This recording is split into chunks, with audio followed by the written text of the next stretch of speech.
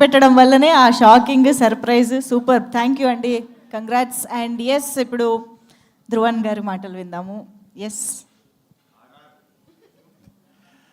అందరికీ నమస్కారం అండి. చాలా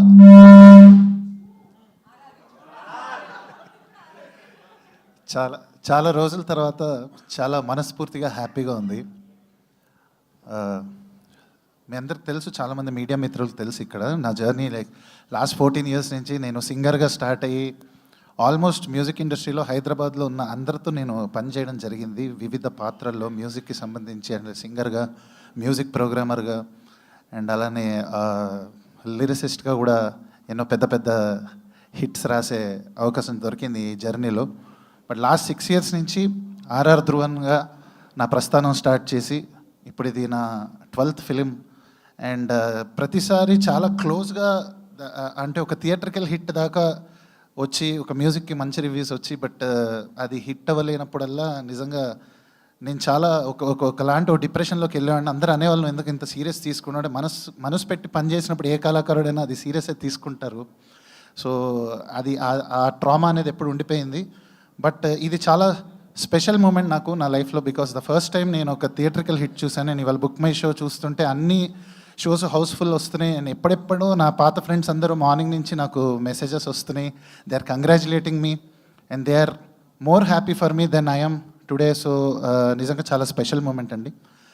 ఇంత బ్యూటిఫుల్ ఫిలిం, ఇంత మంచి బ్యూటిఫుల్ వరల్డ్ క్రియేట్ చేసినందుకు శ్రీనివాస్ రాగా గారికి, అండ్ దీన్ని డే 1 నుంచి ద స్ట్రాంగెస్ట్ పిల్లర్గా బ్యాక్ చేసిన దామోదర్ గారికి, అండ్ ఈ రోజున ఈ సినిమా ఇలా జనాల్లోకి దూసుకెళ్ళిపోయిందంటే దానికి ముఖ్య కారణం బన్నీవాస్ గారు అండ్ వంశీ నందిపాటి గారు. వీళ్ళు లేకపోతే నిజంగా ఇటువంటి ఒక రీచ్ అనేది ఈరోజు ఎక్స్పెక్ట్ చేయలేము. ఇలాంటి ఒక స్టేజ్ మీద నుంచొని ఇంత ఆనందంగా మాట్లాడి ఉండకపోవచ్చు.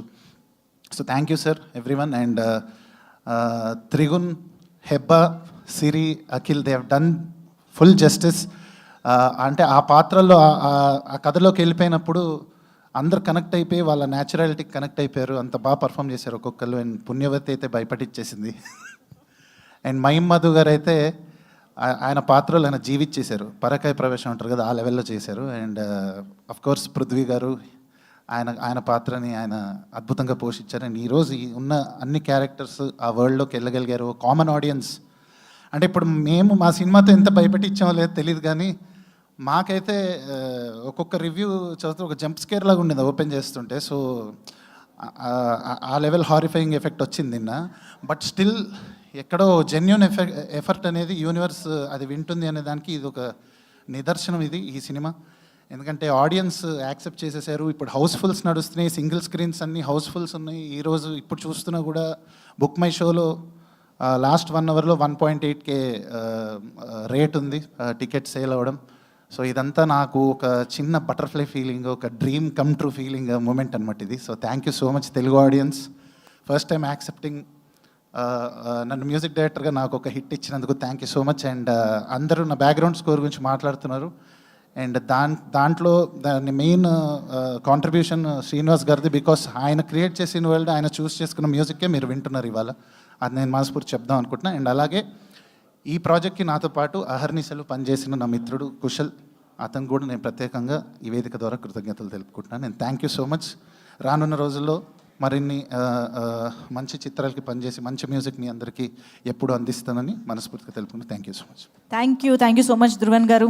ఎస్, ఐ నో మా మీడియా ఫ్రెండ్స్ అందరూ వెయిట్ చేస్తున్నారు ఎప్పుడెప్పుడు మాట్లాడదామా అని. సో మేము క్విక్గా స్పీచెస్ ఫినిష్ చేసుకుని వచ్చేస్తాము. సార్ లేదు సార్, మాట్లాడాలి. డైరెక్టర్ శ్రీనివాస్ గారు ప్లీజ్.